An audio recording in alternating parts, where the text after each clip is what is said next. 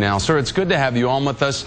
We get straight to this. Gang of Six has the framework for a plan. It's largely bipartisan, bringing everyone under the tent, but there's blowback by some House Republicans and Democrats. So if the White House and the Senate can both agree to a balanced approach, explain to us why the House can't find the bipartisan ground support. Well, I think you're jumping to conclusions. The Gang of Six proposal is rather vague, and it's easy to agree on something that's really big and balanced as long as it's vague. In the House, I think there are House Republicans ideologically opposed to anything that increases government revenue.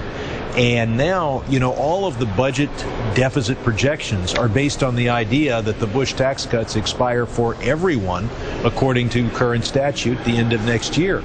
So if you regard not only any change in the law that reduces the deficit as unacceptable, but any failure to change the law is also unacceptable, then it's going to be very hard to pass anything through the House other than perhaps the McConnell plan, without the savings in it. Sir, we're just hearing from Harry Reid using the phrase time is of the essence. We've been hearing that over and over again, and here we are. We've never been closer, taking this to the brink. But what are you hearing from your leadership about meetings with the president, and do you get the feeling that we are actually inching any closer to clinching a deal?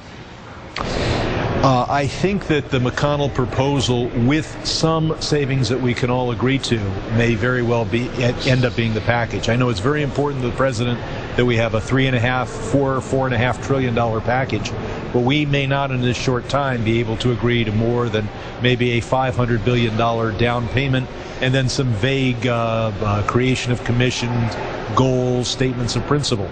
That's, I think, the most we can do in the limited time. And the Republicans have had a chance to stop spending in April, and they reached a deal. They'll have a chance to determine spending levels effective October 1st. So it's not like if they reach a compromise now, they've run out of ways to take hostages and to force a change in policy. Let's talk about the broader picture and what this potentially does to the financial markets, because the New York Times is saying that financial players on Wall Street, they're trying to come up with their own contingency plans. Should they be preparing for the worst?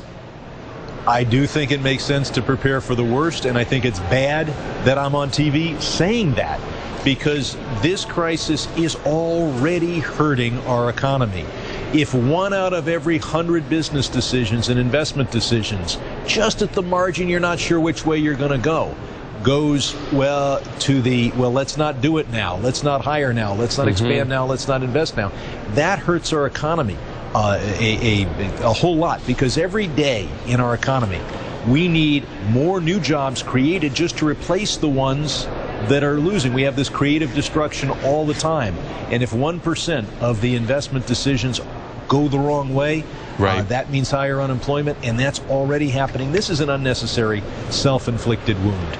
We should have simply raised the debt limit and then gone on to the crisis of September when the appropriations bill expire and bargain then as to what the levels of spending and debt ought to be. Sir, we're going to let you get back to work. Congressman Brad Sherman, thanks for your